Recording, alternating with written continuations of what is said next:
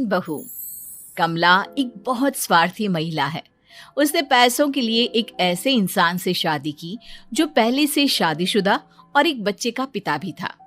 कमला के पति को मरे हुए एक अरसा बीत गया है। अब वो अपने सौतेले बेटे वैभव के साथ रहती है। वैभव के दिल में अपनी माँ को लेकर इतना डर है कि वो अपनी माँ के सामने एक शब्द नहीं बोल पाता। उसकी माँ जो कहती है उसको सर झुकाकर वही मानना पड़ता है। वैभव, तुमने अभी तक घर का काम क्यों नहीं किया? तुमसे कितनी बार कहा है कि सूरज निकलने से पहले तुम घर की साफ सफाई पूरी कर दिया करो। वैभव कुछ नहीं बोलता, चुपचाप सर झुकाए अपनी माँ की बात सुनता रहता है। तभी पास में खड़ा नौकर सुखराम कहता है, मालकिन, वैभव बाबा को रात से तेज बुखार है, इसलिए वो सुबह जल्दी उठ नहीं पाए। उनके बदले मैं घर की साफ सफाई कर देता हूँ। इसे कोई बुखार नहीं है। मैं इसे अच्छी तरह से जानती हूँ। ये सब काम न करने के बहाने हैं। सुखराम काका, बोल दो इसे, सारे घर का काम यही करेगा। और इससे समय पर अपना काम पूरा नहीं किया तो इससे आज का खाना भी नहीं मिलेगा। मगर मालकिन, वैभव बाबा की सच में ही तबीयत खराब है, आप एक बार देख तो लीजिए। कमला बिना कुछ बोले वहां से चली गई और बेचारा वैभव तेज बुखार में भी काम करता रहा। कमला वैभव की शादी एक ऐसी लड़की से कराना चाहती थी जो अनपढ़ हो और कमला से इसी तरह डरे जिस तरह वैभव डरता है, ताकि वैभव की सारी जायदाद और धन दौलत उसकी मुट्ठी में रहे। लेकिन आज के जमाने में ऐसी लड़की मिलना मुश्किल है। कमला कार में यही सब कुछ सोचती जा रही थी कि तभी रास्ते में, अरे ड्राइवर, तुमने कार क्यों रोक दी? और ये इतना शोर कैसा?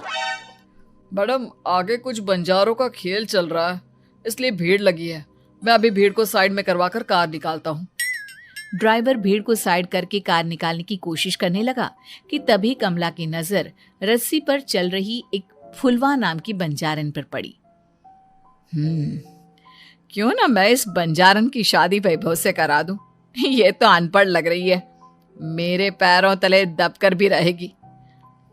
मुझे अभी इसके माँ बाप से बात करनी होगी। ये सोचकर कमला ने उन बंजारों से बात की और उन्हें शाम को अपने घर बुलाया। फुलवा के माता पिता वहां उसे लेकर आ गए। उन्होंने इतना आलीशान घर पहले कभी नहीं देखा था। अच्छा हुआ आप लोग आ गए। देखिए, मुझे घुमा फिरा कर बात करने की आदत नहीं है, इसलिए सीधे सीधे मुद्दे पर आती हूँ। मुझे आपकी बेटी बहुत पसंद है।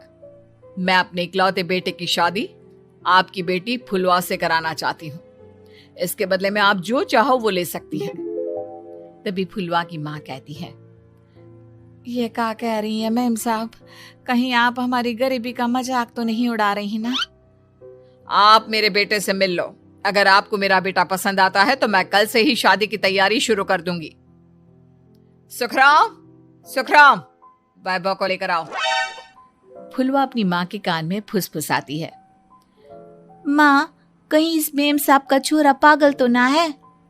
फुलवा अपनी माँ से बात कर रही होती है कि वैभव वहां आता है। फुलवा उसे देखती ही रह जाती है और उसके माता पिता उसकी शादी तय कर देते हैं। शादी वाले दिन किसी को फुलवा और वैभव की बेमेल विवाह की बात समझ में नहीं आती। फिर भी एक औरत कमला से पूछ ही लेती है, कमला जी, आपने अपने इकलौते बेटे की शादी देहाती गवार से क्यों करा दी? ये बंजारन आपके घर की बहू बनने लायक तो नहीं है। कम से कम अपने स्टेटस का ही ख्याल कर लिया होता। बहू तो अपने टक्कर की लाती, आपने तो बंजारन को ही बहू बना लिया। अब कमला को समझ में नहीं आ रहा था कि इस बात का क्या जवाब दे। वो कुछ देर चुप रही और सोच समझ कर कहती है, बहन जी, आपको तो पता है आजकल के बच्चे किसी की बात कहाँ सुनते हैं। मैं तो अपनी बहू एक पढ़ी लिखी और अपनी सोसाइटी की ही ढूंढ रही थी। लेकिन मेरे बेटे ने मेरे सामने इस बंजारन को लाकर खड़ा कर दिया। बोला कि मैं शादी करूंगा तो इसी से।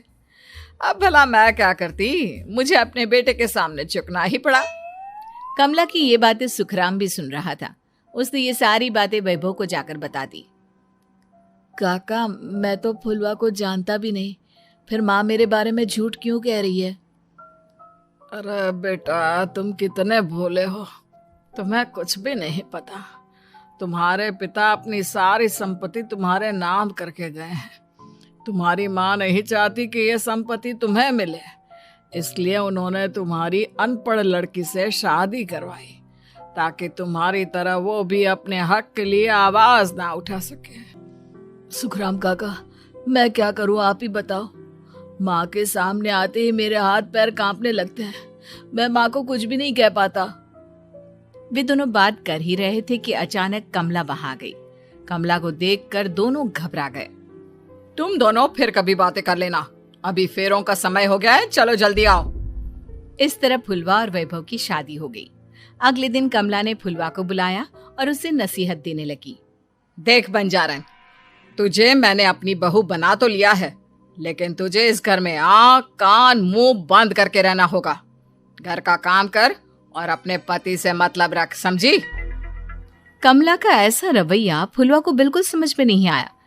उसने वैभव से इस बारे में बात की। सुनिए ना, माँ जी ने जिस तरह मुझसे बात की मुझे अच्छा नहीं लगा। शादी से पहले तो वो मुझसे बहुत अच्छे से बात कर रही थी, लेकिन शादी के बाद उन्हें क्या हो गया?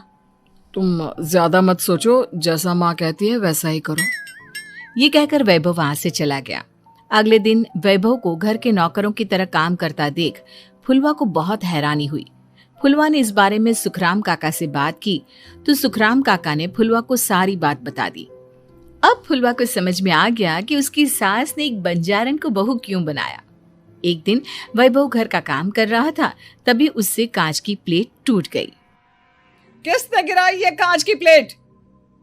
वैभव को वहां खड़ा देख कमला ने छड़ी से उसे मारना शुरू कर दिया। उसके पैर में कांच चुभ गया और खून बहने लगा, लेकिन फिर भी कमला उसे मारे जा रही थी। ये देखकर फुलवा ने कमला के हाथ से छड़ी छीन ली और तोड़कर फेंक दी। बंजारन, तेरी इतनी हिम्मत, तूने मेरे हाथ से छड़ी छीनी? कमला फुलवा को थप्पड़ मारने ही वाली थी कि फुलवा उसका हाथ पकड़ लेती है। ओ सस माँ, मन्ने मॉम की गुड़िया ना समझ लियो। बंजारन हो बंजारन, ईंट का जवाब पत्थर से देना जानती हूँ। आज के बाद मेरे या वैभव जी के ऊपर हाथ उठाने की सोचियो भी ना, समझी ससु माँ? ये कहकर फुलवा वैभव को लेकर वहां से चली गई। उसने वैभव के पैर पर पट्टी बांधी, उसके आंसू पोंछे। वैभव ने पहली बार किसी के दिल में अपने लिए इतना प्यार महसूस किया। अब फुलवा वैभव का हर काम में हाथ बटाती, उसका बहुत ख्याल रखती। इस तरह दोनों बहुत ज्यादा नजदीक आ गए। वहीं दूसरी ओर कमला सारी जायदाद अपने नाम करने की साजिश करने लगी। और एक दिन, वैभव, जल्दी बाहर आओ। कमला की आवाज सुनकर वैभव और फुलवा अपने कमरे से बाहर आ गए। जी माँ, आपने बुलाया? ये ले, इन कागजों पर साइन कर दे। वैभव कागजों पर साइन करने ही वाला था कि फुलवा वैभव के हाथ से पेन छीनकर कहती है, ना वैभव जी, आप इस पर हस्ताक्षर नहीं करेंगे। आओ बंजारन, मैं तुझसे बात नहीं कर रही। ये बात मेरे और मेरे बेटे के बीच की है। चुपचाप पेन दे दे, नहीं तो तेरी खाल उधेड़ लूंगी। ससु माँ, बंजारन की खाल इतनी भी ढीली ना होवे कि कोई भी उधेड़ लेवे। जो यकीन ना आता हो तो देख ले उतार के। और हाँ, बंजारन जरूर हूँ पर अनपढ़ ना हूँ। मन्ने भी पता है कि किसी भी कागज पर साइन करने से पहले उसे अच्छी तरह पढ़ लेवे हैं। पेन देती है या नहीं? ये कहकर कमला फुलवा को मारने आई तो फुलवा ने कमला को धक्का दे दिया और वो नीचे गिर गई। कमला डरकर वहां से भाग गई। अब फुलवा ने वो कागज उठाए और वैभव के साथ सीधा वकील के पास चली गई। वकील ने वो कागज देखे और फुलवा को बताया, वैभव के पिता की सारी जायदाद और संपत्ति वैभव के नाम है, लेकिन वैभव की सौतेली माँ इस संपत्ति को अपने नाम कराना चाहती है, इसलिए इन कागजों पर वो साइन करा रही थी। तो अब हमें क्या करना चाहिए वकील साहब? वकील ने फुलवा और वैभव को सब कुछ अच्छी तरह से समझा दिया। अब दोनों घर पर पुलिस को लेकर पहुंचे। कमला पुलिस को देखकर घबरा गई। पुलिस ने कहा, आपके नाम की कंप्लेंट हुई है, आपको हमारे साथ थाने चलना होगा। कंप्लेंट? कैसे कंप्लेंट? आप अपने सौतेले बेटे पर बहुत अत्याचार करती हो, धोखे से सारी जायदाद अपने नाम करा रही थी। अब नहीं इंस्पेक्टर साहब, जरूर ये मेरी बहू की कोई साजिश है, इसने गलत कंप्लेंट की है। मैडम, शिकायत आपकी बहू ने नहीं बल्कि आपके बेटे वैभव ने की है। कमला वैभव का नाम सुनकर दंग रह गई। जिस बेटे ने कभी उसके सामने सर नहीं उठाया था, आज वही बेटा उसके सामने पुलिस को लिए आया है।